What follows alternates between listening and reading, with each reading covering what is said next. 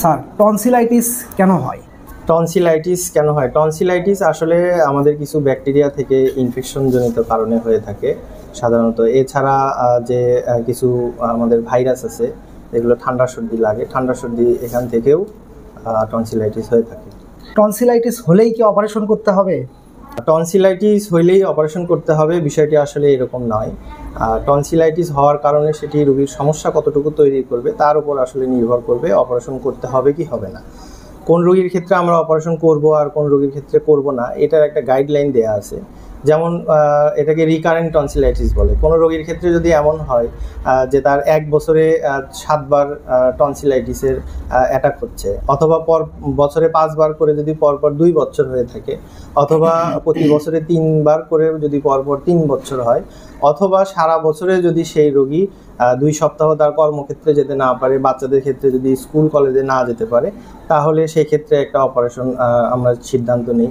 এছাড়া এমন আছে যে টনসিলের গোড়ায় পুঁজ হয়, যেটাকে বলা হয় পেরিটনসিলার অ্যাবসেস। তো পেরিটনসিলার অ্যাবসেস হইলে সেটি ভালো হয়ে যাওয়ার পরবর্তীতে আবার অপারেশন করে নিতে হয়।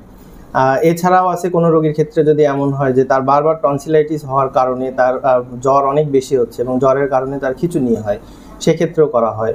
আবার টনসিলাইটিসের জন্য টনসিল অনেক বড় হয়ে যায়, বড় হয়ে যাওয়ার কারণে যদি রোগীর এমন হয় যে সে খাবার খেতে পারছে না, তার ঢোক গিলতে কষ্ট হচ্ছে, অথবা তার শ্বাস নিতে সমস্যা হয়, যেটাকে অবস্ট্রাকটিভ স্লিপ অ্যাপনিয়া বলে, এই ধরনের বিষয়াদি থাকলে তখন সেক্ষেত্রে আমরা অপারেশনের সিদ্ধান্ত নিয়ে থাকি।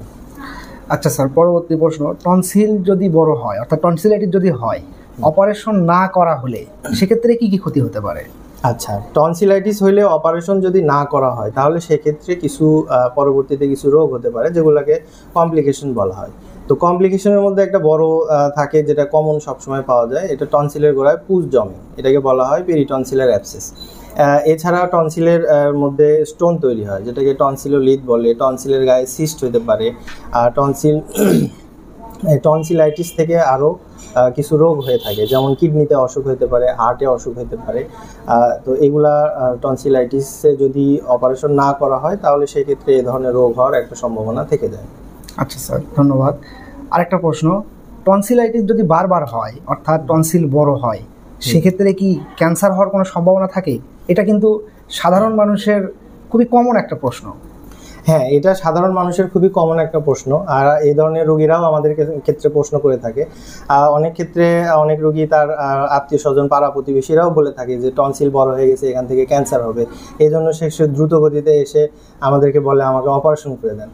আসলে বিষয়টি এরকম না যে টনসিল বড় হইলেই বা টনসিলাইটিস হইলেই সেখানে টনসিলে ক্যান্সার হবে। টনসিলে ক্যান্সার হয় সাধারণত তার একটা বড় কারণ এক ধরনের ভাইরাস আছে, যেটাকে বলা হয় হিউম্যান প্যাপিলোমা ভাইরাস। এছাড়া যারা স্মোকিং, ধূমপান করে, তারপরে মদ্যপান করে, আবার অনেকের ক্ষেত্রে আছে যারা তামাকজাত সেবন করে, তাদের ক্ষেত্রে হতে পারে। আবার অনেকে আছে যারা মুখ পরিষ্কার রাখে না, ওরাল হাইজিনটা ঠিকভাবে মেনটেন করে না। তো এই ধরনের মানুষের ক্ষেত্রে টনসিলে ক্যান্সার হওয়ার সম্ভাবনা থাকে, কিন্তু টনসিলাইটিসের জন্য ক্যান্সার হওয়ার কোনো সম্ভাবনা থাকে না।